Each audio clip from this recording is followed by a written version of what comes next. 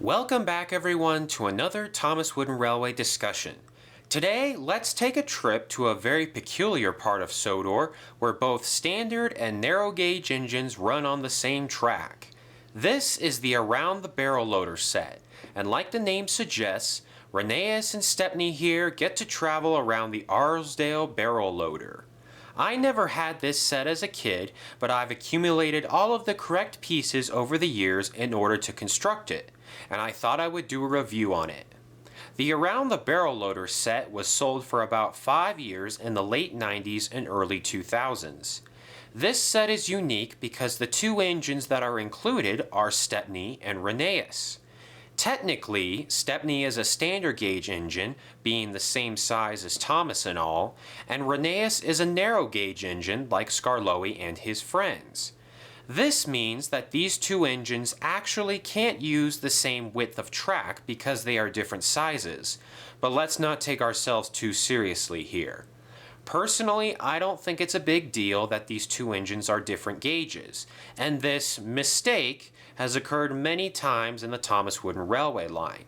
I'm not bothered by this error, but I thought I would mention it because it is an interesting fact. I really like this set's design.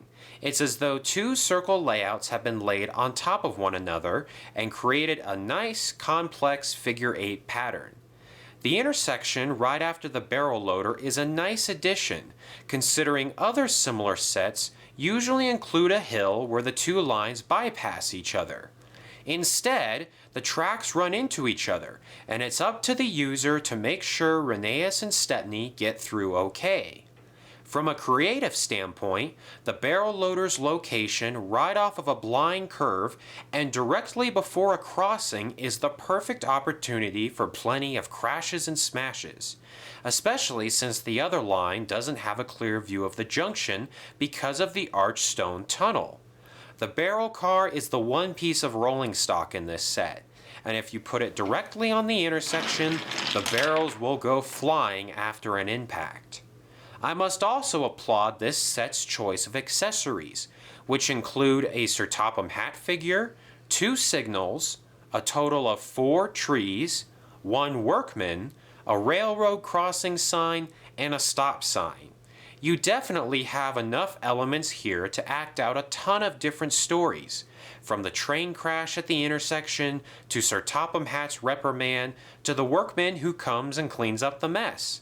From a layout building perspective, this is a very nice set when it comes to breaking up the track pieces and using them in a larger design. You get a variety of straight pieces, curves, and switches, which are all essential to any good Thomas Wooden Railway layout. This set was sold in the clickety-clack design for a number of years before receiving the traction rail upgrade in 2002, just before it was retired. In my opinion, this is a fantastic bigger set for a more experienced Thomas fan. It's not as massive as something like the 100-piece set, for example, but there's more fun to be had here than on a simple, boring circle set. Maybe my only critique would be to give Stepney a piece of rolling stock as well, so he feels just as useful when Rheneas is busy with the barrel car. As a kid, I always thought this set was a cool one, and after putting it together, I can definitely confirm that it is. Fortunately, there aren't too many rare pieces that make up the design, so I would recommend building it up if you can. Anyways, until next time, this is Thomas Wooden Railway saying thanks for watching, and I'll see you soon.